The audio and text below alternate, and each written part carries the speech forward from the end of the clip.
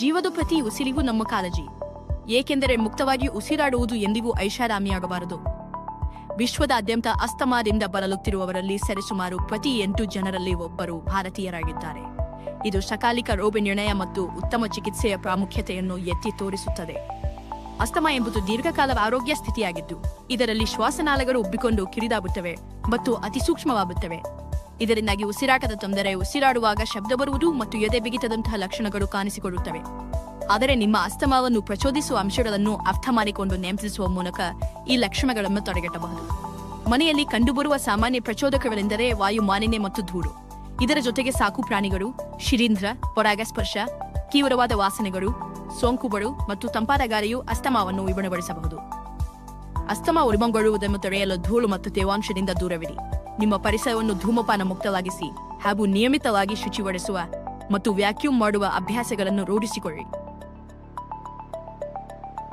ಪರ್ಫ್ಯೂಮ್ಗಳು, ಸ್ಪ್ರೇಗಳು ಮತ್ತು ಕಟುವಾದ ರಾಸಾಯನಿಕಗಳಂತಹ ತೀವ್ರ ವಾಸನೆಗಳಿಂದ ದೂರವಿರಿ, ಏಕೆಂದರೆ ಇವು ಅಸ್ತಮಾದ ಲಕ್ಷಣಗಳನ್ನು ಪ್ರಚೋದಿಸಬಹುದು.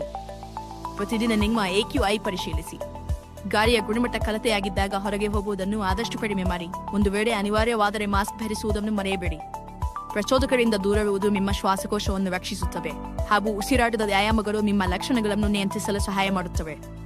ಮೊದಲಿಗೆ ಡಯಾಫ್ರಾಗ್ಮ್ಯಾಟಿಕ್ ಅಥವಾ ಹೊಟ್ಟೆಯ ಸ್ನಾಯುಗಳ ಉಸಿರಾಟದಿಂದ ಆರಂಭಿಸೋಣ. ಆರಾಮವಾಗಿ ಮಲಗಿಕೊಳ್ಳಿ. ಒಂದು ಕೈ ಎದೆಯ ಮೇಲೆ ಮತ್ತು ಇನ್ನೊಂದು ಕೈ ಹೊಟ್ಟೆಯ ಮೇಲಿರಲಿ.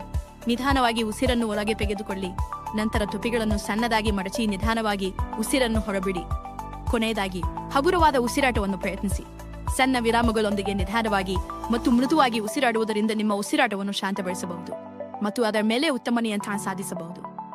ನಿಮ್ಮ ಇನ್ಹೇಲರ್ ಅನ್ನು ಸರಿಯಾದ ರೀತಿಯಲ್ಲಿ ಬಳಸಿ. ಸರಿಯಾದ ತಂತ್ರವನ್ನು ಅನುಸರಿಸಿ ಮತ್ತು ವೈದ್ಯರು ತಿಳಿಸಿದರೆ ಸ್ಪೇಸರ್ ಅನ್ನು ಉಪಯೋಗಿಸಿ. ಇದು ಸದಾ ನಿಮ್ಮ ಜೊತೆಗಿರಲಿ. ಇದರಿಂದ ನೀವು ಪ್ರತಿದಿನ ನಿರಾಯಾಸವಾಗಿ ಉಸಿರಾಡಬಹುದು. ಅಗತ್ಯವಿದ್ದಾಗ ಮಾಸ್ಕ್ ಧರಿಸುವುದು, ಸರಿಯಾದ ಸಮಯಕ್ಕೆ ವೈದ್ಯಕೀಯ ನೆರವು ಪಡೆಯುವುದು ಮತ್ತು ಸೂಚಿಸಿದಂತೆ ಔಷಧ ಸೇವಿಸುವುದು.